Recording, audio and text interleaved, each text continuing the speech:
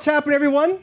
Today, I have, and it's a surprise that it took 80 episodes to get him here. It's no surprise. But we've got Sir Charles here, Chaz himself, automotive extraordinaire, and the only man wearing a jacket in Sacramento today.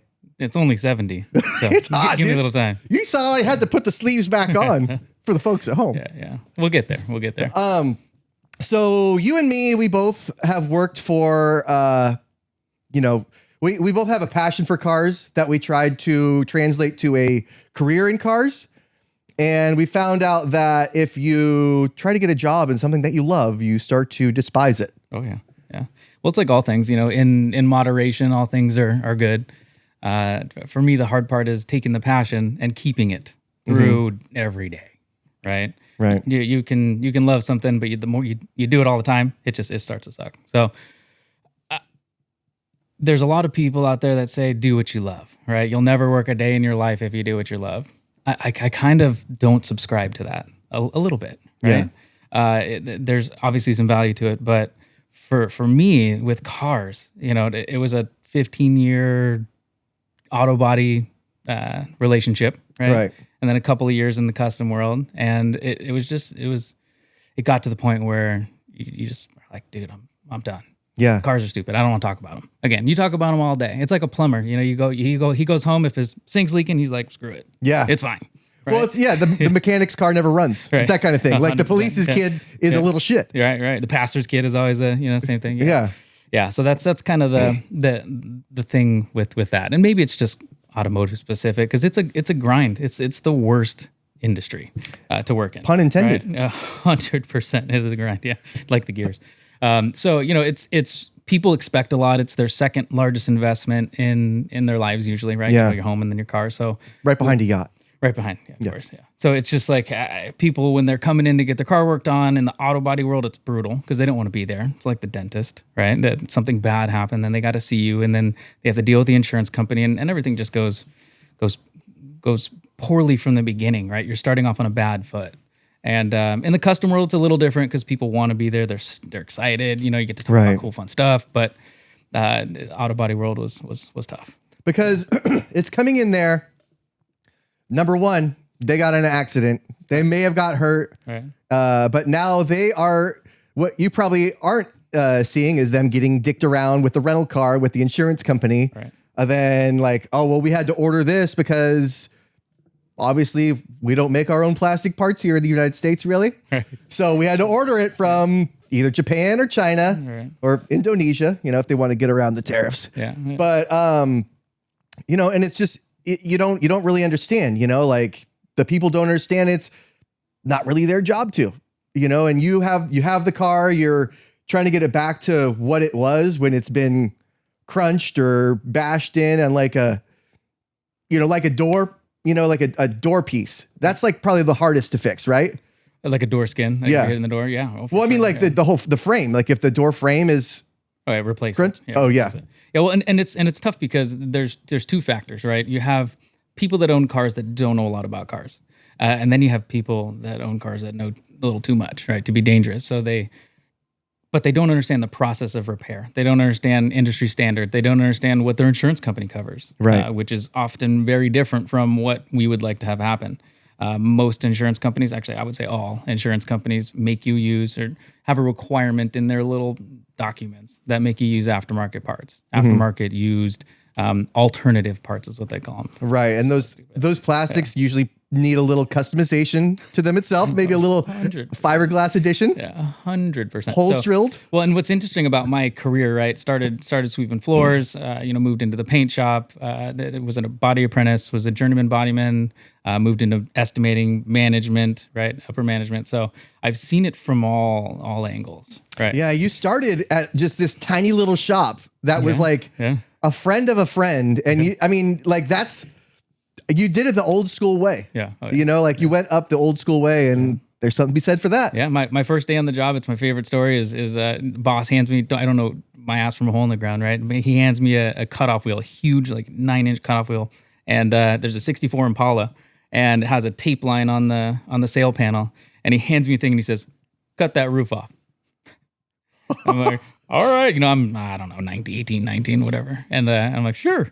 I just get in and start, totally screwed it up. But it was like a 4-inch cut. So I had a lot of room to screw up. Yeah. And did it. That was my first day. And you weren't putting it back on. Yeah.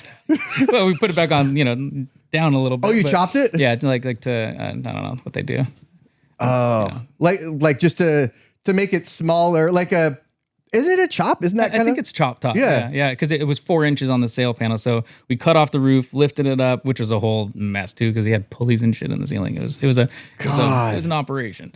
And then cut out another 4 inches and then dropped it back down, welded it back on. Yeah. I remember that place driving by sometimes. Like, hope Ocean never comes by. Dude, you guys put out some good cars though. It was well in my experience now, he had it figured out. He had been a 25-year career, I think at Mike's, one of the big body shops, and he said, "Screw all this, I'm doing it all myself." Right, and that I feel that deeply. And he wasn't doing it wrong, so he was able to control everything from estimating, from talking to the insurance company, talking to the customer, doing all the work, painting it, polishing it, right? So he knew exactly what was happening at the end. Being a bodyman in a large body shop, the estimators don't know what the hell they're doing most of the time. So there's frustration and fighting. The paint shop, is mad at you for pinholes. You're mad at them for running a panel that you have to. It's just this whole thing. So he had it figured out. Was he cooking meth in the back? I don't know, but maybe he was just microwaving it. Yeah. Well, one of the two, but that was certainly an experience. And then he got shut down.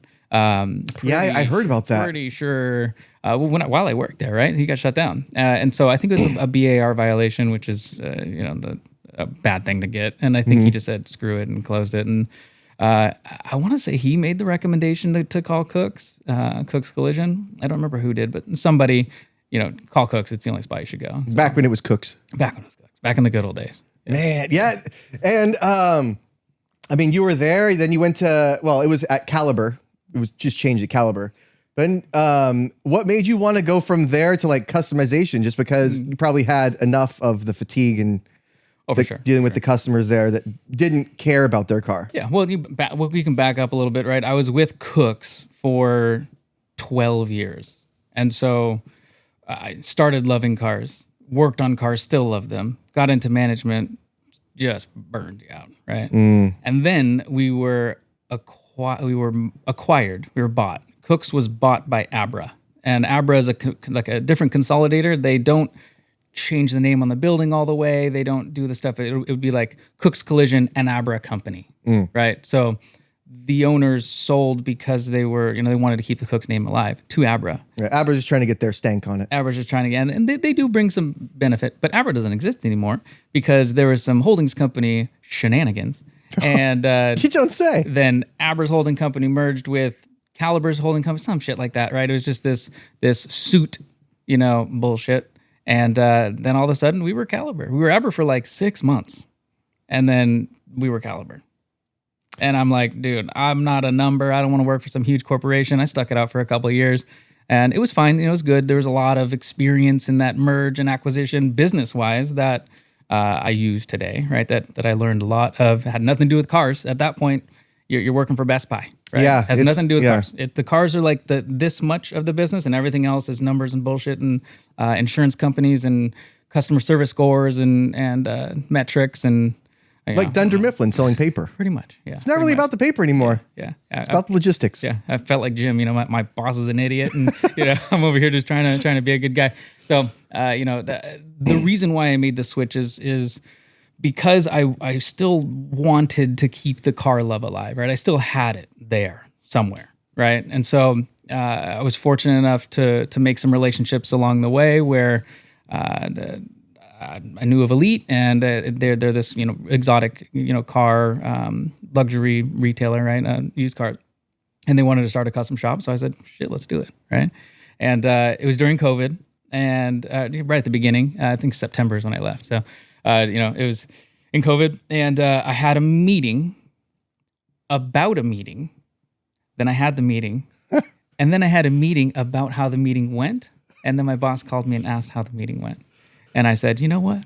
I'm done. And he's like, fuck. And it was actually a really funny conversation. I'll never forget it. And my boss's boss, right, was a good guy. I'd known him for forever. He's one of the owner's, sons. So he just said something. He's like, fuck, really?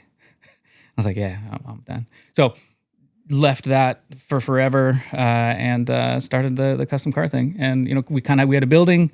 We had put some floors down, and we didn't have anything else other than that. And I made the jump to doing that. It's interesting because like in the car business, and everything is a piece of shit. This piece of shit Ferrari, this piece of shit McLaren, anything, right? Except for like maybe your own car, just that one, at the one time, and it's like, oh, I gotta get a new hood for this piece of shit Durango, this piece of shit Cadillac. Everything is a piece of shit, even if it's immaculate. It's always a piece of shit. Yeah, I love it. Yeah, 100%. Well, and it's funny now because I'm so jaded. Like the funny thing is, I wanted to keep the car love alive, and it did, but it made it worse. It jumped up to a new level. Right now I seriously will walk down the street and there's a McLaren 570, right, which to most people is a supercar, right? They're like, oh, McLaren, sweet. Look at that. It's orange, right? That's so cool. I look at it and literally the only thing I think of is what a piece of shit. I don't even want to look at it. It's ugly and stupid because it is a piece of shit. But to a lot of people, it's a really, really special car. So, it's interesting how the experiences at the custom level and at the exotic level really change. But, I was thinking on the way up here, every good thing in my life has come from a car. I know. Has come from cars. Yeah, right? It really has. We met with cars, right? I think there's a female involved, but I think we met with cars, right? Actually, and here's how it happened. Yeah, I'm glad you remember because. So we were pulling. You were coming with some of your friends, I think. Rice Rocket Friends or something. Yeah, like they had some tags. Yeah. And I think there was one guy with like the same year Camaro I had, but like a Firebird. Both V6s, so nothing to really write home about. But you came in, and we were gonna. We all met up. We started talking, and then we're like, well, let's go over here. I think there's a party or something. So we went over to this party to wait so we could go to the street races after. And I was like, oh, just ride with me. And you were like, I got to ride in the American car. And you were such a dick about it. You were such a dick. And it's like, dude. And I was like, okay, I get it. It's a V6 though. Like you should really see the V8s. Like the V8s are really great. Double the horsepower, literally. Sure. Yeah. And you just didn't take, you couldn't wrap your head around an American car being cool, and then I ended up getting a Camaro with the V8. Sure did. And it did make you see the light. It did. But prior to that, in that same V6 Camaro, we lost in Mexico in a fully sanctioned event to a Rice Rocket. It was a piece of shit. It was Civic or CRX or something. Yeah. And I was like, told you so, piece of shit. But yeah, when the VTEC hit though. Yeah, it was. Yeah, it was. Dude, I had VTEC on a switch on one of mine, and I swear, I'd be pedal to the metal, right, going 25 miles an hour, making all the noise. I hit the switch, and it would go 27 miles an hour. I'm like, yeah. But dude, Fast and the Furious, right? Fast and the Furious got me good. Yeah. It was not Fast nor Furious. But the V8 though, when I got into V8s, then it was like, oh wow, these are fast. Yeah. And you even purchased one yourself. Forevermore, unless the apocalypse happens. The Camaro, a V8, LS1 Camaro with the 6-speed, with T-tops, is the greatest car, pound for pound ever. Mm-hmm. Period. T-tops. Full stop. That's something you don't get anymore. T-tops, a real, honest to goodness, 6-speed. 6 speeds. You're getting a 25, 26 miles a gallon if you're just going on the freeway. Which rarely happens. I remember that one time on that closed road, we were on the way up to Chico, I think, and in that car, we got up, we were like, how fast can we get this thing to go? Yeah. T-tops were off. There was 4 of us in the car. And we hit the governor. Mm-hmm. We hit the governor. And I don't mean we like ran into Gavin Newsom. That'd be brutal. Can't get past that leg cross. That's a tough shield. Oh, that's a deep leg cross. But We got that thing up to like, I think 162. Yeah, that sounds about right. And it was in fifth gear. And like you hit 162 and then it goes back. And it's like, it wouldn't let you go any further. Yeah. And if you dared shift into sixth, it just brown. Yeah, then it would just go down, you know. But and we kept that one rubber side down. That one was rubber side down for the most part.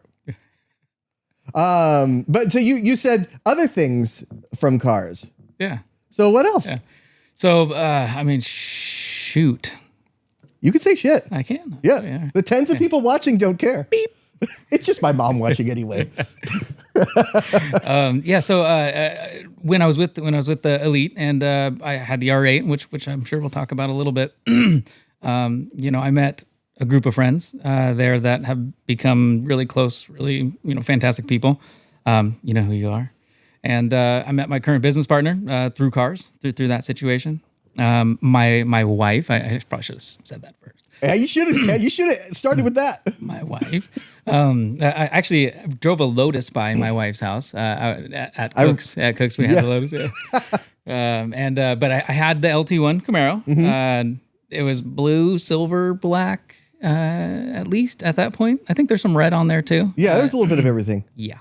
And looked like a combination pizza. So I kind of met her, pulled up to the house, and I think I took her to a Raiders game for one of our first dates. She'll correct me, but hey, rolling up in a piece of shit LT1 Camaro, picking up your sweetie, going to the Coliseum, that's a good day. Where's the Lotus? She's like, "Where's your Lotus?" Yeah. But so I rolled up and I had cutouts, right? So of course I had the cutouts open. Yeah. Rolled up and I saw her mom peeking through the windows and I believe the story, that Alex has told me is that her mom goes, "He has a Camaro," like it was okay because I came up in a Camaro. See? So, yeah. And if you had never really come across the V8 Camaro and you really had never seen the light, you could never be, I'd have rolled up in an Integra or a Civic and she'd have been like, "This bitch, you're not going on this date." It's not even a turbo tag. Yeah, right. So truly, anything of value starts with cars, and I think about like friends too, friends that have nothing to do with cars, don't like cars, or I didn't meet in the car, world. That are the friends that tend to fall off, right? Just in my experience, and I was thinking a little bit on the way here of that and.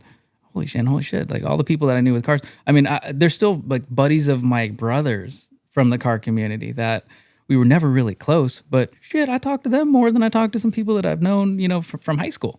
Wow. And it's just cars, right? Cars is always brings it together. And I don't know that there's anything else that has that same kind of draw or that same kind of glue for people. Probably not that is so easily accessible. Like, I imagine people do that with planes, boats. Fair, yeah. But those are... Yeah. Oh, the boat community is a fun one, too. You're a member of that as well. I am. Well, but that's how you met your wife, though, right? Boats. No. I met her because I went to visit a buddy of mine, Doug. Shout out. You know Doug? Dougie Fresh. Yeah, there you go. Yeah, Dougie Fresh. Went to go meet him at Sears Auto Center. Cars. Right, he was working at Sears Auto Center, and I didn't have shit to do, so I rolled up, and there's this girl there in a pink polo and khakis, just came from her job at Ace, and he was working on a fuel filter for her Trailblazer, and I'm like, damn, let's go to dinner. Who's that little Tinkerbell? Who's that one there? Yeah. She told me she was 18. She is a trooper because when I first met her, it was when you came up to Chico and we were going to paint my car, my Camaro, and your Camaro in one weekend. Mm-hmm. We were going to paint 2 whole cars with just 2 dudes, one shop, one weekend. And I honestly, to this day, I don't know how we did it. Well, we didn't, right? They weren't even remotely ready for paint. First of all, when we started this whole thing, rented that booth, right? We just literally drove the car in. Yeah. And we rent the booth, and we drove the car out black, a different color. Yep. So I think we got primer on mine. Yeah, we primered yours. We got primer, yeah. And that black will be unmatchable forever until the history of time. We just poured a bunch of... You do have that can? I have that little can. It's probably all solid right now. It's probably just like a black puck. Yeah. But that was a very unique color. Dude, we stayed up for 24, 36 hours straight. I don't remember sleeping much. Yeah. I remember Alex sleeping on the friggin' table. She had like a cold. Wasn't she sick? And it was fucking she was sleeping freezing. in your car. In your car. Because it was like 12 degrees. Yeah. You know, it was freezing cold. The propane stopped working on the booth. I mean, it was a nightmare. Yeah. But that was at a time when that was my life. 7 days a week, side jobs, you name it, we were doing it, right? Mm-hmm. So how old were we? 20? 22? Yeah. I mean, Yeah. I'm a little older. You're 2 months older than me. Really? You're 39? Yeah. Oh, yeah, I thought you were 84 or 87. Yeah. Okay. No. All right. Take it easy. I only take it easy. Yeah. I spend a lot of time with Alex's age friends, and I'm always like, oh yeah, when we were, and they're like, dude, I was in middle school. I'm like, fuck. I have that same with Candace's friends with the opposite direction. They're like with canes and shit. Just kidding. But yeah, no, dude, that was an experience. I think I did that another time with a probe, a Ford probe. Oh man. And I remember driving that home like 2 a.m. The car was half built. I had no belt moldings, no door handles, the front bumper, barely hanging on, and those are the days. But that Camaro was never the same after that. She was Black Beauty forevermore. It was, and we did a good job. And it had a silver hood scoop, Mr. Raiders hater. That was a Raiders Camaro. Blue. Was it blue? Blue hood scoop. It was kind of silvery. It was a blue stripe, remember? It was silvery though. It had silver flake in it. I'll give you that. Yeah. But it was a blue stripe because this one didn't have T-top, so we put the stripe on the top. That's right. Then I realized, that's a Ford thing. Yeah. Or a Dodge thing. It's like absolutely not a Chevy thing. Yeah. But it looked good. It looked sick. And it looked really cool coming over the SS wing on the back, right? Mm-hmm. Yeah. No, it was a hell of a job. And I mean, I've shown, we'll pull up some pictures. I'll put them in post, but we did a good job. And like you sprayed that shit and it was like, I mean, it was just like you went and got it done at a shop. Yeah, we came out pretty good. But it was Friday to Sunday, like grind. Like we need a day to sleep after that, Yeah. That was wild. Yeah. I just remember walking out of the doors and again, it was cold. I don't remember, it was December or something, but I was just delirious, just walking around this little industrial park. Yeah. There's like, I remember there's an air-cooled bug sitting out front and I was kind of like, sweet, looking at it, just delirious, just unwell, but we did it. Yeah. Like almost like in a zombie state. Yeah. 100%. Like when it was done, I wasn't even happy. Yeah. It was just like, again, the burnout, right? It's like you go into it, we're, listening to music, jumping around excited. And then by the time it's over, you're just like, well, plus we didn't get to get your car done all the way. Yeah. There was no way that was happening. But I got it at least mostly one color. Mm-hmm. It was tricolore for a minute. Yeah. I used to get pulled over in Walnut Creek all the time. Pulled out on the curb, searched. I mean, I couldn't go anywhere. The thing got towed. Just sitting at a paid parking meter would get towed because it was such a piece of shit in downtown Walnut Creek. Nobody wanted to see it. Yeah, it's the primer. Even if you rattle canned it would have been you'd have been better off. Yeah, and I think I sold it matte black. It never got painted. Oh, really? Yeah. I just offloaded. I think it sold for like $3,500 or something. Damn. Well, that's about how much I sold mine for. Yeah. Do you remember when we went to buy that Camaro? You were with me. We went to the Candlestick. We met the guy at Candlestick, and we took it for a rip around the parking lot. And the transmission mounting, I don't even know what it was. The transmission mount was bad, and so when you accelerate, the shift knob would come up. Oh yeah, hella. And so you had to, shift, be like, and pull it back, and then it'd suck back down, and then, and he's like, it just needs a mount. We're like, cool, we're kids. We're like, whatever. Getting a little. Every shift was like a little T56 boner coming out. Shoved back down. Yeah. But Candlestick. Yeah. You don't remember that? Oh, I remember. Yeah. Okay. Yeah. That place that we took it around the outside of Candlestick. Yeah. When I worked at Candlestick, that place actually floods. Oh no shit. And I had a truck at the time, that green truck. Yeah. Dude. It's deceptively deep at some spots, like 2.5 feet deep. Yeah. So you're running through that. I'm like, watch this, guys. So I run through full speed. It's like the waves are like 13 feet high, but and then it's like little steam. It's like, whew. Ooh, did you swamp it? Almost. Yeah. It was close. Yeah, hydrolock's no joke. Yeah. That'll ruin your day. I was very lucky. Yeah. But You have to get it sucked into the intake there, right? Yeah. For that's that. really I mean, as long as you have the ability for the engine to breathe and both ways, right? In and out. And any electronics that are responsible for keeping it running, as long as those stay dry enough, you're good.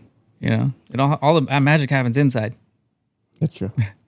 But yeah, it was, I do remember getting that. Yeah.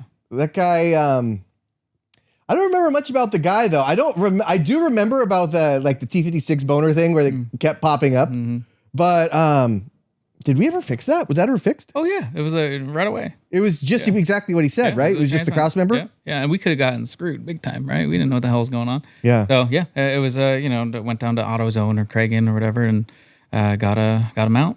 There's so little that can go wrong with those as far as cars today though. Oh yeah, you know, it's a pushrod V8 and a manual transmission. Right? And the only thing, they had perfected it with the LS1 because it was coil on plug, and that was the weakness of the LT1 was that OptiSpark. Right. Oh my god. You know, that would if it got any water on it, it would be out. Did you have to change it? I didn't, but there were a couple of several starts where I'm like, oh, the OptiSpark. Here we go. And of course I'm thinking, the Opti Transformers action, the OptiSpark, right? All Spark, close enough. The All Spark. Yeah. There was a couple starts. It would do something weird. It was clearly firing off, and I'd have to turn it off, turn it back on, and it would be good, the winter time or whatever. And actually, that car, for all intents and purposes, basically just ran.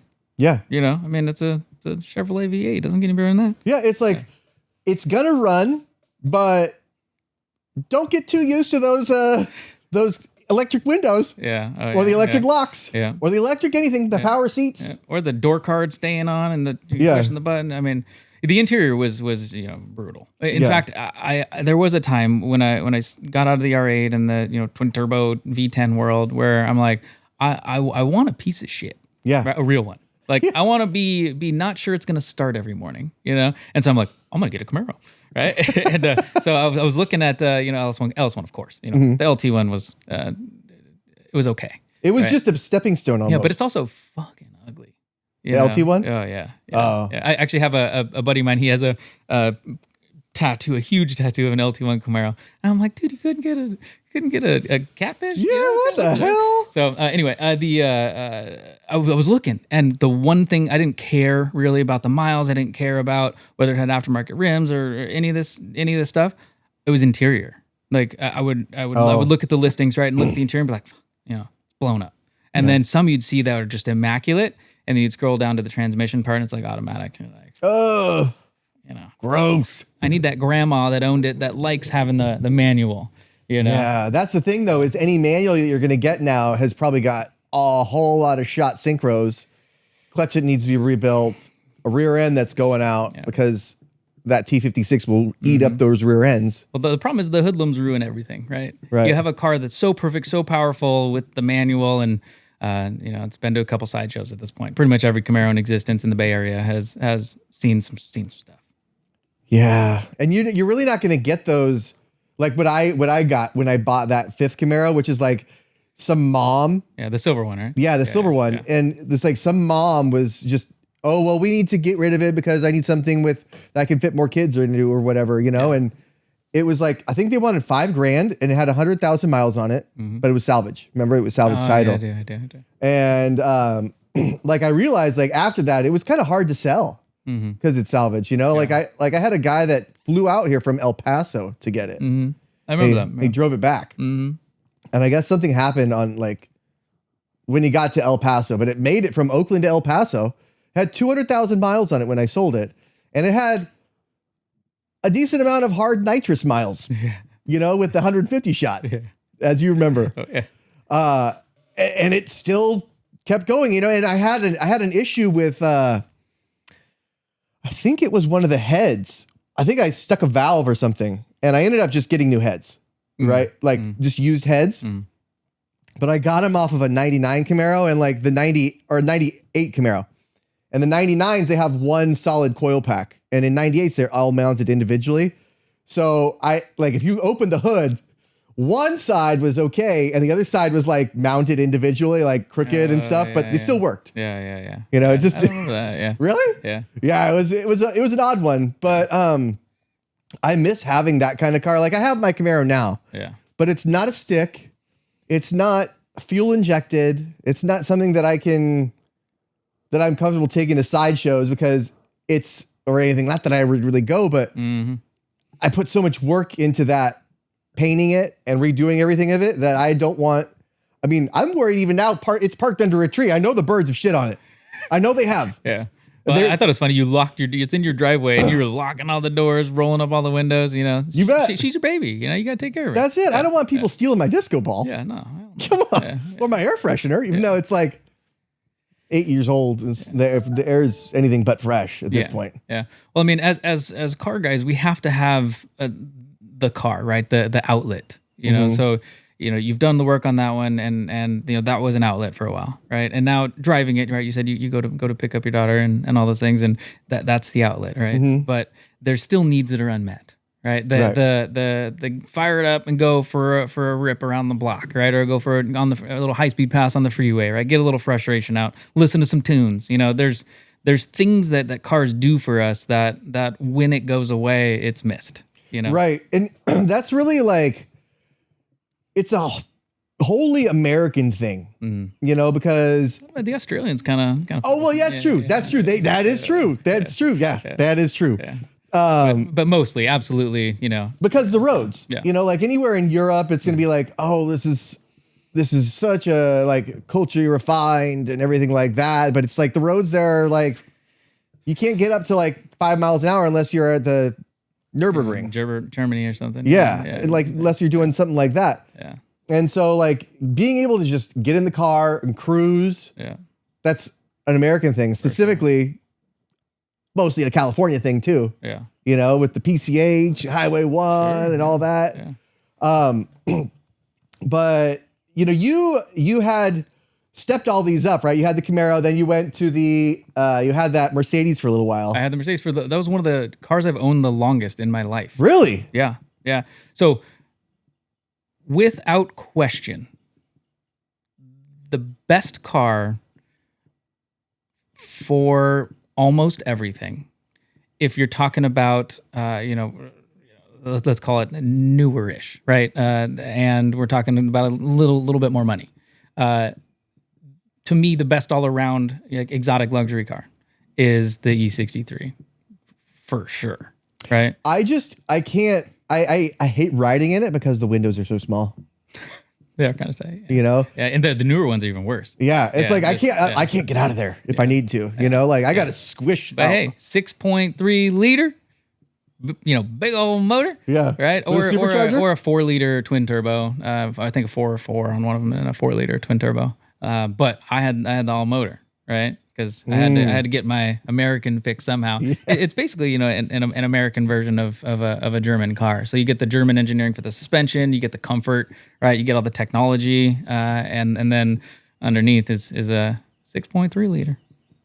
I thought for some reason I thought yours was supercharged. It's not, huh? Was it? It was all motor. No. For a minute there, I was gonna Wisec it, which belt root style blower, but the car was just so perfect for so many things, and it didn't need more power, right? I didn't use that car as a to race or to drive super fast. We did a couple high speed runs for sure. They're fun. She boogies. Yeah, but it was comfortable. It fit the family, right? I think my excuse, I had a C-Class, some piece of shit C-Class at the time, brand new. Right? They're all pieces of shit though, as we know. Especially C-Class.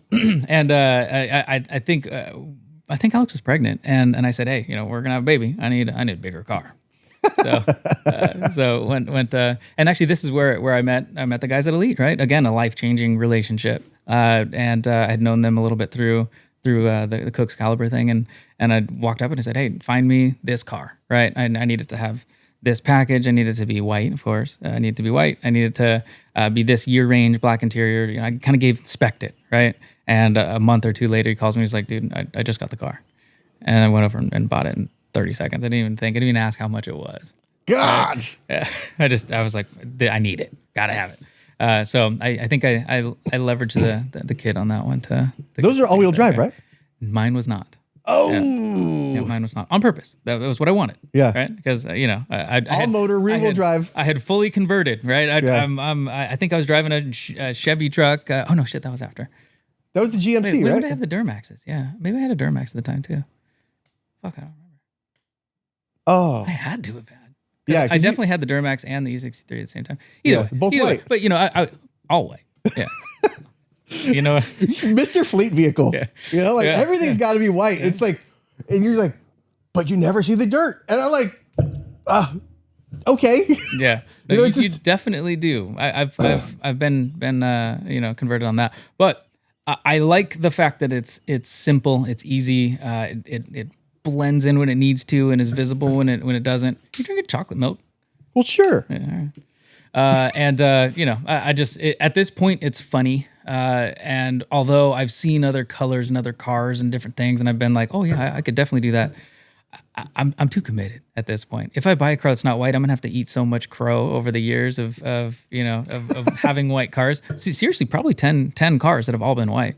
The only 2 cars that I've bought myself that are not white are Alex's, my wife, Alex's, what is it, Expedition, which I bought. Funny story too. I bought that in the labor and delivery room. Our second kid had been born. And I'm on because at this point I had access to like auction sites and things like that, and I'm on all these sites, and I found this listing that was just I was looking at values, and I saw this listing at a dealership near me that was like 10 grand underneath everybody else.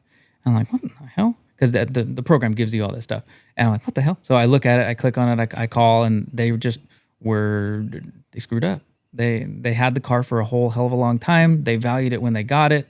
They were doing a certification on it and didn't revalue it before they posted it. And this was at like a weird time when it was in 21, right? April of 21. So used cars were just skyrocketing. Crazy. 21. Oh, pregnant with your second kid then? Yep. So yeah. Oh, okay. Yeah. So that car, and I called and I was like, I'm buying it. I'm in the labor and delivery room. Literally, I know you've heard shit, but this is true. I think I gave him like a $500 deposit and went in and bought it because it was such a crazy deal. But anyway, so it was black and it pissed me off, but it was a deal, and it wasn't mine. And the Camaro was not white. The Camaro was, well, I mean, come on now. Well, it may have been some parts that were probably white. Yeah, I was in it. So, but then the R8 was the only other non-white car that I bought. But I made it white as soon as I could. That's right. You know what? Let's pull up that R8. Is a trans. I think that's a trans. Holy shit. Look at that thing. That's a transmission? Yep. DL800. Dual clutch. God. So there it is. Yeah, there she is white. So you did make it white. What color was it when you bought it? It was black. Oh, it was all black. Yeah, I think I sent you some pictures with it black. No, there was one. There's like three pictures. Look at that. Look, you guys got the same floors that I have. Yeah. Oh yeah. We swirled it around a little more. That was a nightmare. I'll tell you what. You had to do these floors? Yeah. Yeah. Oh yeah. I still have boots and clothes and things, and my toe still has some black shit on it. That stuff was crazy. Yeah. It was so much work. But anyway, yeah. So this car I found in Detroit. Never buy a car from the Midwest. There it is. Black, right? There you go. Yep. So this is actually after I sold it. This guy bought it from me, put 300 grand into the car to make it look like that. Just in carbon fiber stuff and wheels? No, so all the carbon's normal. No, he like billet block, upgraded turbos, titanium exhaust, a bunch of suspension, a bunch of interior work. I mean, he went crazy. Are they twin turbo from? No, they're not. Yeah, I was wondering about that. So bought the car from Detroit. Super cool. I was at a time in my life where I didn't have a real fun car. I had the E63, but I didn't have a real fun car, right? And we were hosting rallies, and we were hosting drives and doing a lot of car shows. And I didn't, the E63 was cool, but it was 2011, and I'm in the business, right? So I have to have a car that represents what we do. Naturally. Right, of course. As a write-off. But so I had to get something. So found the car in Detroit, bought it, mostly sight unseen, right? It shows up, and it's dirty. Midwest gets cars dirty in ways that we can't even understand. Yeah. I mean, like in the threads of the bolts inside things. I mean, it's just dirt everywhere, dust everywhere. So anyway, I got the car. It was a great car. Kept it stock. It was black. It looked just like those other pictures, but with stock wheels. And I took my wife out to dinner. I think it was on my birthday. And I'm driving home, just minding my own business. Seriously. And Alex is a witness. Not hot dogging, not skeet skirting, none of that shit. Driving like a normal, I think I had a beer, so I was kind of like, just take it easy, just get home, right? Yeah. And fucking blew up. Just it exploded. The billet block? I sent you pictures of the hole in the piston. Did you get that? Oh yeah. Yeah. So no, this is the car's all stock at this point, and just going to dinner and she blows up. Yeah. That's it right there, right? Yeah. Valve dropped a valve is what the ultimate kind of thing was there. Yep, dropped a valve. So my significant investment was now broken. Dude, that is devastating. Because it's not like we are like people that mob around and like, oh well, Lamborghini's down, I'll just take the Porsche today. No. This was like, this is a bad thing. This was so I don't know what happened with me at the time, but I've never been more calm about a catastrophic situation ever. And a lot of people that were close to me were concerned, right? All my buddies at the shop, they're like, what are you gonna do? I'm just like, I don't know, right? It'll figure itself out. I'll be fine, right? It's gonna be okay. And I don't know what that calm did, but I'll tell you what, I got to the point, and of course I was talking about, everything always can be faster. So it's not like prior to this we hadn't talked about doing some stuff, right? So I thought, okay, well, I'll turn it into a benefit, right? Take the lemons, make lemonade, whatever the saying is. Got on the internet, kept searching, found a motor, trans, and turbo kit pulled out of a car in Las Vegas at a place called Royalty, known for some shady deals. So you couldn't reuse the old turbos? There was no turbos. It was a stock V10. Oh, it was not turbo when you bought it? No, it was not turbo. Oh. Yeah, no, it was not turbo. So stock V10. And, dude, Alex and I got in we flew and then rented a U-Haul in Las Vegas, bought a motor on a crate with a turbo kit attached to it. And it was a Sheepy turbo kit, which is at the time, they do a lot of really good marketing and a really kind of, hip turbo kit to have. And shit, man, drove that motor back home, flew out a guy that used to work for Sheepy and put in the freaking motor. And next thing you know, I had a stock R8, which was cool. And then next thing you know, I had a friggin' 1,500 horsepower twin turbo, absolute rocket ship. Absolute too much. Yeah. You rode in it, right? Yeah. Well, yeah, but I think that car made it so it's like, what else do you do? Dude, I'm done. It's like I married Cindy Crawford, right, in the 90s. Well, there ain't nobody else. What are you gonna do? So that's my struggle now, is that I've kind of reached the peak.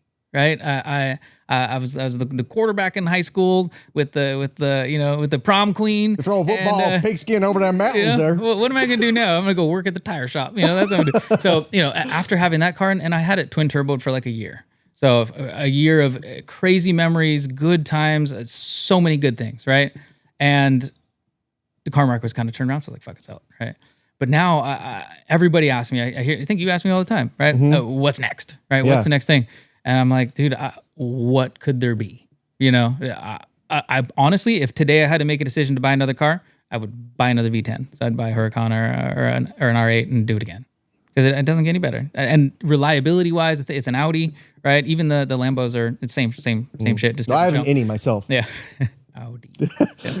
Actually, Audi was just ranked worse in initial quality. Of all the cars, Audi was ranked worse by Consumer Reports. Really? Yeah.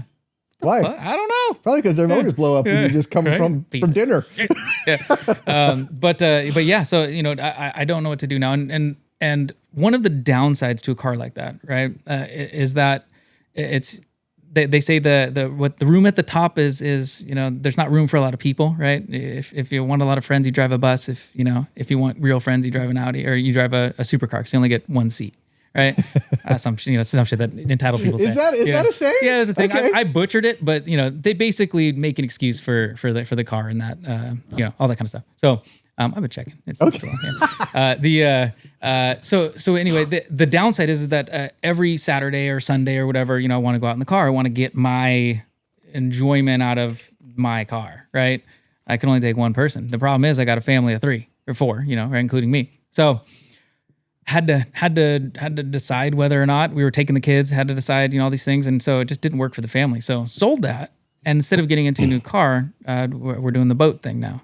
The boat thing is family central. Yeah. Yeah. So, but the boat doesn't go in the garage. No, it goes in a little spot in Antioch. Someone's got to go in the garage. What's it going to be? Yeah, a bunch of crap right now is in my garage. But See, that's the thing. Is like if you let these people get their stuff in there, they'll never take it out, and then it's out of sight, out of mind. Oh yeah. Except it's just in your sight and just in your mind. Yeah. There is so much crap in my garage right now, but I've thought about Skyline, right, or GTR. I think that'd be a good family. I got to think 4 seats. I'm not getting another 2-seater, period. End of story. So Skyline GTR would be cool. R34 would be awesome. R33 would be okay. A brand new one, or the newer body style, whatever they, the Nissan Sentras with a hot 6-cylinder in them. That'd be cool. But then the problem with that is I'd buy it, and the only thing that can compete with these V10s is those GTRs. So that would probably blow up into a whole situation where I'd have this undrivable race car just to get to the, But that's the thing is maybe you don't want that really. Because maybe I do. I'm broken. I think just like you, where it doesn't matter how many times I bought my kid an RC car. Next thing I know, I'm at the freaking store, changing out the wheels, changing out the axles, put a new motor in it, blow it up. We got our kid one of those Burrow bikes. I put a 48-volt motor in it. The thing was unrideable. We had to give it away. It just, when I get something, I'm never happy with it, how it came. It's then sickness. Start at the very ground.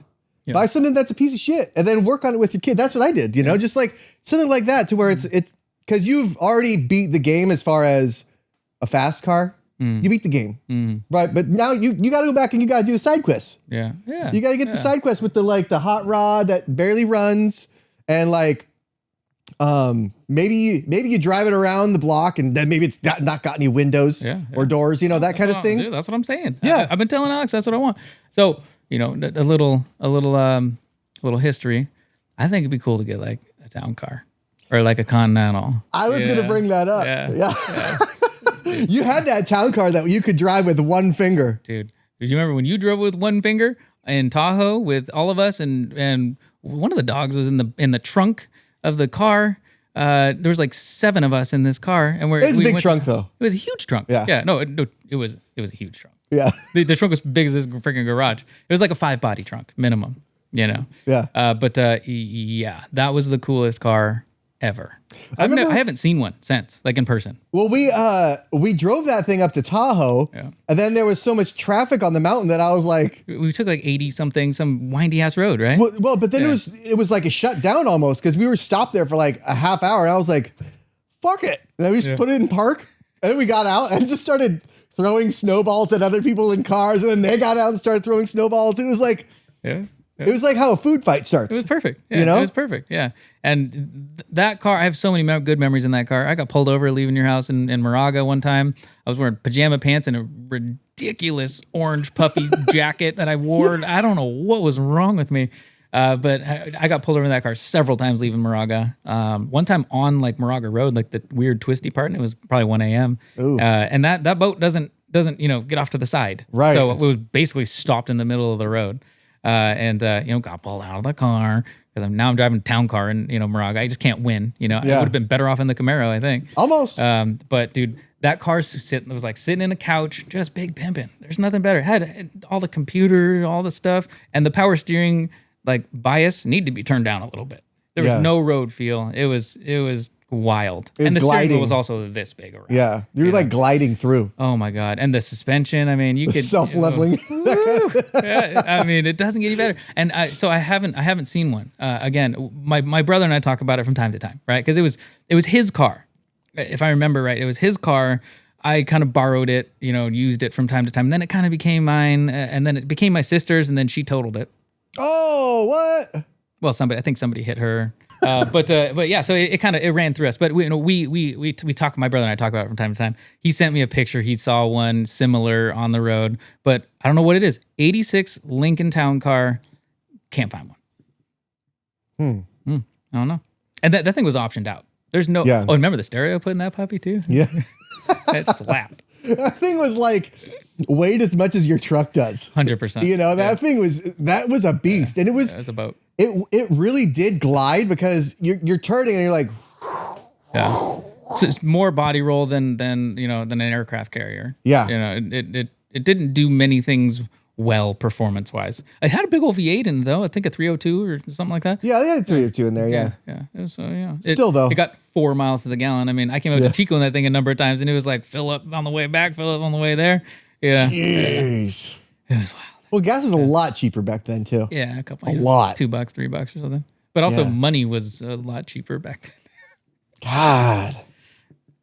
Yeah, I mean a town car has like, I just wouldn't be able to deal with the suspension on those because it's all like gas this, electric this, and it's just, I don't know. I mean, getting a town car would be fun to like have your kids have that be their first car that they have to like share. Right. Because that they're gonna be okay. Right. If they hit something, if they hit another car, there's still like 5 feet of hood and 5 feet of trunk. They're safe. Yeah, and I think we talked about that a lot when we had it. You win. Whoever you hit, you win. Mm-hmm. And I think she who shall not be named, when the car was totaled, completely uninjured. So that thing was a boat. That thing is a beast. There's nothing cooler than that. The bumper was probably 900 pounds. Mm-hmm. But yeah, to your point, would I get one of those rat trapped and try to restore it? Absolutely not. Yeah. Would I buy one that's been sitting in a garage for 40 years? Absolutely. Mm-hmm. I looked at the older Continentals, so like 60s, the cool ones with the doors that come out. Yeah. Something like that would be cool. But then I know myself, and unfortunately with age comes a little bit of wisdom and, self-introspection. I know that I would enjoy it for a time, and it would be a very short time. I would get it nice, no matter how much blood, sweat, and tears was put into it, and I'd go cruising, and I'd be like, well, this is boring. Yeah. Yeah. But I need a little skeet and skirt. You could always hook up a little sneaky Pete 100 shot in there. Something. You could always add nitrous. Yeah. So we'll see. Collins, my son loves cars, so loves them. In fact, this morning when I showered, I had to take about 327 Matchbox cars out of the shower just to get in there because he washes them all the time. He takes care of his things. Is he worried that they'll rust? He doesn't know or care. And also, they're mostly plastic these days. I think we're fine. He's going to sell them as California cars anyway. 100%. Never seen water. But so he likes cars, and so Val likes cars too. So I think that for our family, there will always be something. Right now that I have the truck. I love the truck. I've decided. I think that I'll always have a truck. Had several, and then didn't for a period. And now that I have one again, I'm like, oh yeah, you gotta have a truck. Well, you gotta have it. Yeah, you gotta have a truck. I mean, the thing is though, and you won't understand it until you actually do it. It's like building a car with your kid. That's like, that's what you're supposed to be doing. Yeah. That's why we have this knowledge and the passion. It's like to pass it on, and like our kids are gonna be driving V8s to school. They're not gonna be driving if it's legal. Or V10 maybe, I don't know, but or if it's legal, I mean, I don't know. Well, they got that they got that Leno's law, and everybody's excited about it like it's a good thing. Yeah, I'm not so sure. I have never met a piece of legislation that was a good thing. I think that it's so polluted that no matter what we try or what a guy like Jay Leno tries, it's gonna be broken in some way. So I don't know all the details about it. We've talked about it before, but I'm sure there's some benefit to it. And I'm sure that there's some backroom baloney and insurance bullshit and all that. And, if it puts something on the books that makes old cars a little easier to own, I think that that's kind of cool. But at what price? At what cost? It's not really old cars, right? Because It's like 20 something years or something. It's like you're now giving you're basically giving meaning to somebody that buys a car from 1976 to 1990. You know, like you're giving those cars a chance to be modified, to be registered, to be able to be driven on the road and things like that. Right. But I have a 74 Camaro. I'm smog exempt as it is. Right. That's the whole reason I got it. Right. You know, and so for me, all it's going to make me do is get more expensive insurance. Fair. For somebody like Jason, who's got an 87, 88, or 89, it's in 80s MR2. Mm-hmm. That's great for him. Yeah. Great for his 4Runner because he can now register them and drive them on the road and do stuff to them. Right. You know, but, you know, with those insurance companies, like especially the classic car insurance companies, they know what you've done, right? These people are not dumb. Okay, well, you have a 76 Camaro. What engine's in it? What transmission? What do you have done to it? Well, I have a turbo LS1. Oh, well, that's going to make your insurance go hell. Right. You know? Right. And so it's not like, because right now my insurance company, it's just a Camaro. Right. You know, it's just a 74 Camaro that I have registered with them. They don't need to know what engine's in it. They don't need to know what transmission. They don't need to know anything about it. Right. You know, and it's just an extra layer of how they can keep track of you. Like, oh, you have an extra power adder. Now down the road, I can see them adding a tax for that. Sure. You know, because why wouldn't you? Well, that's what I'm saying. No legislation is good because it's all slippery slope. The more you get involved, the more that they need and ask for. It's going to screw you sometime. Yeah. It might not screw you, but it'll screw your kids. You know. I mean, I want to get Jay Leno on to talk, and he's just not returning my calls. I don't know what it is. I'll make a call. But yeah, make a call if you wouldn't mind. Yeah. Yeah, you know. Well, and it's funny because I never really understood the whole smog rules well. I thought it was like a rolling 25, like if it, 74 and then in a year 75 will be allowed. There's like an import rule or something. That stopped like that, at right? Yeah, that stopped at year 2000. Okay. They stopped doing that. Yeah. That's why it's 75 and they cut it. Okay, yeah. So, so for me, and I remember looking at, older cars, right? A 74 some X Camaro, right, is worth probably like 15 or 20% more than like a 76 or 77 because of the whole smog bullshit. Mm-hmm. The reality is though, is that if you look back and you really think about it, there isn't a lot of great cars built in the 80s. Right. Built in the 90s, right? I mean, Geo Prism, that's nothing to be proud of. Pretty sweet 3-cylinder. Okay. So, I think there was that heyday of cars, and it's pre-74 for the most part. Right? Yeah. There's some exceptions, right? And if you're talking about like trucks and off-road things, there's especially Toyota, there's definitely some exceptions. But I think that for that classic car thing, I'm okay with pre-74 being, if that were to just stay the thing, I'm okay with that. Yeah. I don't think that a 1992 Corvette qualifies. That's a piece of shit. Right. But then it's like one of those things where, time's just going to keep moving. Right. So someday, a 2017 R8 is going to be a classic car. Right. But it's still a friggin' V10 that you can put twin turbos on and make, 2,000 horsepower. So I like the idea that there's something being talked about to continue to have the car culture, continue. I mean, the EPA and the smog laws and all the stuff that's going on. I mean, every time we go to SEMA, they're always talking about legislation and shit to try to keep the aftermarket parts world alive, to try to keep modification alive.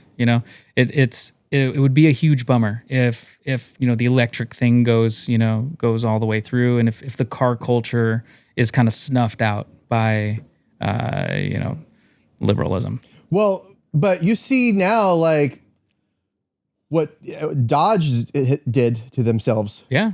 Everybody's making a 180, right? You're talking about how Dodge is now putting the V8s back. And they're trying to, right? They did like the electric Charger with or you could get it with a twin turbo V6. And it's like, they built this thing and you pump the sound out. You pump the sound out through a fucking speaker. Dude, we were at SEMA when that car was released. And at that same year, the company released this muffler for Teslas that makes sound, and the number of eye rolls, the audible eye rolls in the audience, and people walking by was palpable. And I think that it just took some time, took a little common sense to prevail, and people are like, okay, either we need to find a different audience, right? Which they've done. The electric car thing has a huge audience, and a lot of those guys like to modify, and they do it in really interesting ways. Like we used to do back in the days, go to AutoZone and buy all the chrome shit and all the stickers and all the louvers and SS badges and stuff. That's kind of what the electric car market is. They put big screens in it. We modified a lot of Teslas, right? They wrap them crazy colors. They put rims and tires on it. They still do the same stuff. They're just different people. They right? can't do it. It's a customizing way that it's in no way mechanically customizing it. No, it's like customizing your laptop. You have a PC computer, right? And you put all the neon lights, and you put the liquid cooling, and you put the hologram of your favorite manga character, and that's kind of what modifying a Tesla's like. But I mean, Dodge has made the 180. Mercedes made a 180 on their cars. They were pulling V8s from G wagons. They were pulling V8s from all their AMG lines, and now they're putting them all back in, right? So the people have spoken, I think, in a way where the manufacturers are listening. Well, they had an issue where they built that Charger, or I think it's a Charger, whatever it is. Yeah. But they built it in a way that they can't fit a V8 in there now. So back to the drawing board, pal. So now it's it's going to take them so long to retool a brand new car. Yeah. Well, because it was basically a skateboard. It was kind of like a Tesla architecture. With the bottom battery thing. Right. Yeah. All right. Which, I'm a fan of automotive manufacturing and of cool, being a body guy, right? I've seen, and I was a Porsche certified tech. I really got deep into really finely crafted vehicles, and I appreciate what Tesla has done as far as moving forward kind of new things, right? It's not just the same old unibody or the same old body on frame. Yeah, they injected some new life into it. Right, that they did. And so I think that the industry has some things to learn from that. And I think that, cars will be better because of innovation like that. I obviously vehemently disagree with, electric being the only way forward and the new way forward. Of course, there's so many things that are wrong with that assertion, but I'm glad for it. And I think that innovation is not always pretty and not always right and not always, perfect the first time. So it'll be interesting to see where things go. Yeah, I mean, I wouldn't be against electric cars. I mean, we probably are going to get one eventually once she sells her Honda, Dude, they rip. They rip. I want the diversity of the vehicle, right? So I want a gas car, right, and I want a diesel, and I want an electric. And I just, that way it's like, well, what do you want to drive today? Mm-hmm. It's like, it's, you have so many options, and it's like, if something happens with diesel or if something happens with gas, and let's go fill up with equipment diesel. But and then you could also do the vegetable oil thing if you wanted to. That's how versatile those are. And diesel, to an extent, will just about run on anything. Yeah. To me, diesel's the coolest thing ever. Yeah. I mean, torque, right? I got a 4-figure torque truck outside, came off the factory with 1,000 foot-pound of torque. Mm-hmm. That's pretty cool. Is the truck fast? No. You know? But can it smoke a 1996 Honda Civic? Absolutely. Hey, ask me how I know. Well, Actually, okay. Well, then it is a step up from a V6 Camaro then. 100%. Okay. Yeah. But no, diesel's really cool. I was actually watching a video last night about a diesel-powered surf boat, right? A wake surf boat. Oh, really? And it was so cool, right? Just torque and the sound and the, to me, it's the manliest shit. If you're driving a big-ass truck and it's powered by gas, it's kind of like... Right, but you got a diesel truck, you can pull a stump out of the ground if you ever need to. Yeah, or there's some stuff you can do. Or pull a house. Shit, pull a house out of the ground. Whatever you want. Your neighbor pisses you off, just strap it up to the corner. And I mean, speaking of diesel, actually, I do appreciate that you've had diesels, because if it weren't for your diesel, we would never got the Camaro here. That's fair. Remember? Because we had to pull that car out of my aunt's backyard because I was storing it there for a couple of years. Oh, yeah. Pulled it out of there, shoved it down their little hill with a bunch of the stumps and stuff. And the car actually it ended up going in the street, which is great. Yeah. And then we got it back. We got it on the trailer on your truck. Mm-hmm. And We were headed back to San Mateo from Lafayette, and little did we know that the tire. Yeah, it was a trailer tire, right? It was the trailer tire separated, right? Yeah. On the San Mateo Bridge. On the gnarliest bridge. I hate that bridge so much. Yeah. That was scary. Yeah. No shit. I called my wife. I was like, hey, I love you. You know? Because you're standing there on the side of the bridge, and every time a semi goes by, I was like, whoa. And the truck, like, yeah. And when we were, there was no shoulder. And those freaking walls, they need to make those walls higher. Yeah. Those walls were like waist high at the most, you know? Yeah, we almost died that day. That was one of many, but that was a good one. But yeah, you know, hell yeah. I saved my brother, kind of similar story with the old LB7, I think, the same truck. Same one. And went up to Tahoe, saved his ass, and came over the pass, this South Lake Pass, in a blizzard, in that freaking truck, towing the truck. Or towing the car. That one was fine. I didn't get stuck on the San Mateo Bridge. What was he towing? That time. It was a piece of shit, you know, Japanese car. Subaru. Yeah. He's a Subaru guy. Subaru. Yeah. I can make fun of him here because I make fun of him in person all the time. Subaru. But his wife likes Subaru, or his girlfriend likes Subaru too. So, you know, they kind of have a match made in heaven there. You know, two lesbians, you know. Are they also Chiefs fans? I don't know. I don't think they're football. That would send them over. Yeah, I'll find out. I'll get back down though. Yeah, if you wouldn't mind. Yeah. You can put that in the description later, whether they're Chiefs fans or not. Yeah, we'll put it in post. Yeah. So that was a hell of a ride for sure. I remember leaving you after that, right? I don't think I got the car all the way to your house. We left on the trailers. Did we get all the way to the house? Mm-hmm. Okay, because I remember driving away from that. Did I have the trailer with me, or did I left the trailer with you? I think you left the trailer with me, and I towed it back because we could tow You had the car. green truck. Yeah. We could tow the car and stuff with your car. Right. Or with your truck. But with my truck, it was like they didn't want us to tow the car with it. You know? So I think I brought it back with my car, but the capacity was enough. Yeah, because I remember leaving there like one of those, like, you know, quiet drives home. It's kind of like you almost get in a wreck, you know, and you turn your radio down because you can't be hearing that. Yeah. You know, and you just kind of think. You know, think deeply. And I remember driving like, oh, okay. I called my wife too. You got 100%. The cold sweats. Yeah. I think I FaceTimed Alex and I was like, holy shit, we're gonna die. I love you. It's like, all right, you guys, if one of those semis comes, we're going in the drink. Yeah. We had a game plan. Remember, we were always watching, and if something were to happen, we decided that just us going over was gonna be okay. Yeah. And it was far.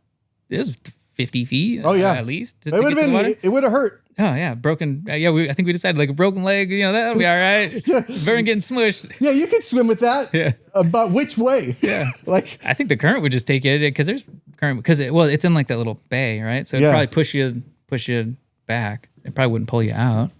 I don't fucking know. Luckily we didn't have to find out. Hydrologist or whatever. Yeah. Still, I think my buddy Joe was with us, and he had his. Remember, because we actually. Oh, here's how we got it out.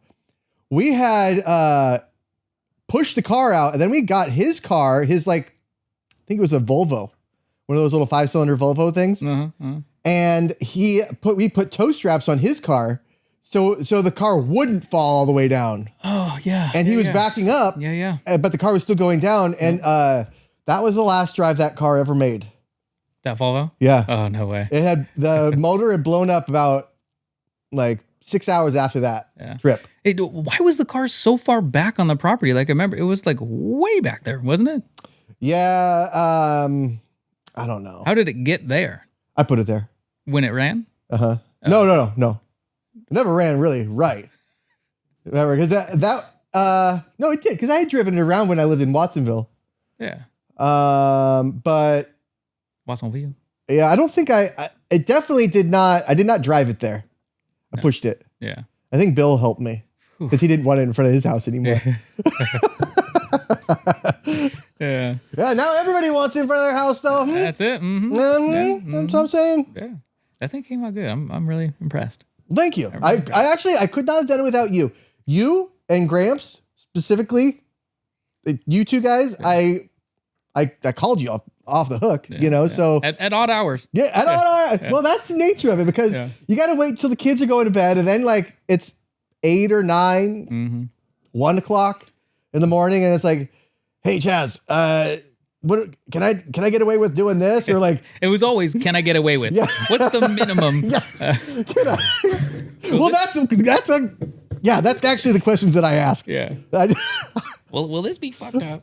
How much reducer can I use? Yeah. I gotta ditch the jacket here in Sacramento. See? It's getting a little too hot. See? You warned me. But yeah, that was it was a fun project. I don't really want to do that again so deep. You know, like my wife wants to get a she wants to get a Scout. She likes old trucks, you know? Yeah. Those are sweet. But you know, I'm really not thrilled about if it was like at the same state that my Camaro was in when I got it. Yeah. I'd rather have it like, okay, I paint it, I put a new motor in it, and that's fine. I'd rather not like put new floorboards and shit like that. Right. To get like more cherry starting point. Right. Well, you got the whole side yard. You can just put a tent up. Well, we're gonna probably get a little carport. Yeah. Hell yeah. Yeah. But You can get this on Craigslist or Facebook Marketplace for cheap. yeah. Well, I've looked. we got to put a car in there first. We got to figure out what car is going in there. Yeah, it could be the Roadster Okay. very soon. Yeah, that'd be cool. So That'd be cool. Is that yours now, or is that it's Gramps'? But yeah, it's his friend actually. Bill, he's been on the show. He brought the Roadster by one time for an episode, and we drove it around with like the leather helmet and the goggles. Yeah. But yeah, we're in talks. I only think I saw that car in person once. Really? Once or twice. I want to say It's quick, but it's just like two motorcycles together that somebody welded together. Yeah. You know, it's super light. Yeah. There's nothing to it. So you were on the freeway, you're gonna get blown. Oh yeah. You know, like you try to go and it's like just like a motorcycle. Yeah. So a buddy of mine, Scott, he had a rat rod thing, right? Just V8 on a bucket, basically. And we were getting onto Bailey from like one of those back streets right before Bailey. So like, you come over Bailey and then you kind of come into town. We were turning onto Bailey and I was driving. He's like, you want to drive it? Sure. So we're coming onto Bailey and I go to turn left and it's kind of a blind corner and people are coming off of Bailey, just ripping down Bailey. And I make the turn and some huge truck was there. And I'm like, oh, fuck. And what's the first thing you do? When in doubt, throttle it out. So I gave her the goose and all she had. And it was sideways in the dirt. This whole thing, we nearly died there and I almost broke his beautiful bucket. So I understand a little bit what you're saying about that those things are dangerous. Yeah. They're death traps for sure. Well, they're so light. Yeah. I mean, usually like the lighter, the better, right? Right. And the Lotuses don't really run into that because they're planted.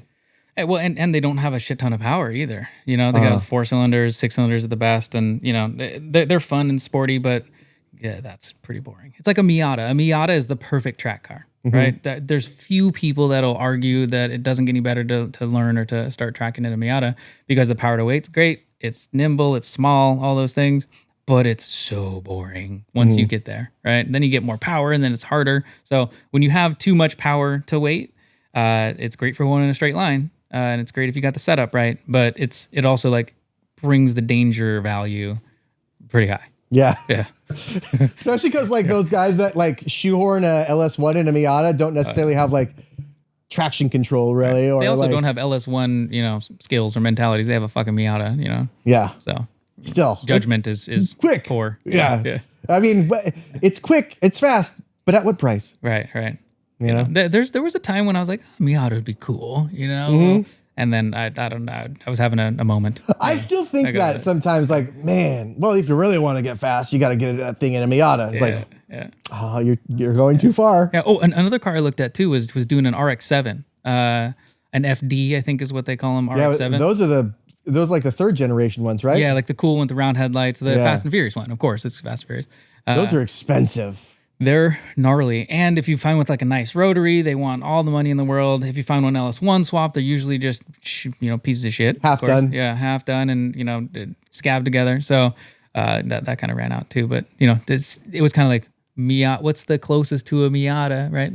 An MR2. It's pretty close. S2000. Yeah, right? S2000. We used to have we had one of the schools I went to in Fairfield, we had like a racing team, and we had an S2000. Yeah. But Johnny Tran drove an S2000, and he's the bad guy. Oh, that's right. So we can't be having that. Well, let's not forget that Hector came by, and he's running 3 spoon engines with Motec exhaust. and Garrett Turbos. Yes, sir. Okay? Yes, sir. You know that guy that plays Hector Yeah. has played a Mexican guy named Hector in 9 different movies. And isn't his name actually Hector? It's Hector Alvarez or something? I don't think it is. Oh, maybe that's his screen name. Yeah, But they were just, I don't think it is. But dude, like, I mean, imagine just being like such a Mexican stereotype, dude, that you're like, I'm Hector okay, forever. you're gonna be this and everything. Like, what would that be for us? Like for me, like what would that be like? Brother, Zach Morris. Your name is Josh. That's about as you Is know. that stereotypical Josh, white name? Mike, maybe James, Eric. Skylar. That's new white. We don't associate with that. Okay. Yeah. That's a girl's name. I have a good friend whose name's Skylar, and she's a girl. Oh yeah? Yeah. Reach for the Skylar. Shout out Sky. Yeah. Well, thanks for coming by, man. Yeah. I hope Done? That's it? Shit, sweet. Well, we've got about an hour and 15. Oh, damn. Time flies when you're having fun. I know, right? Yeah. You got to come back. Yeah. Come back when you got a car. We'll do cars and characters. Okay. And it'll be a surprise. Okay. Bring your Miata on. Okay. Deal. Yeah. It'll be all this one swap. All right. See you guys.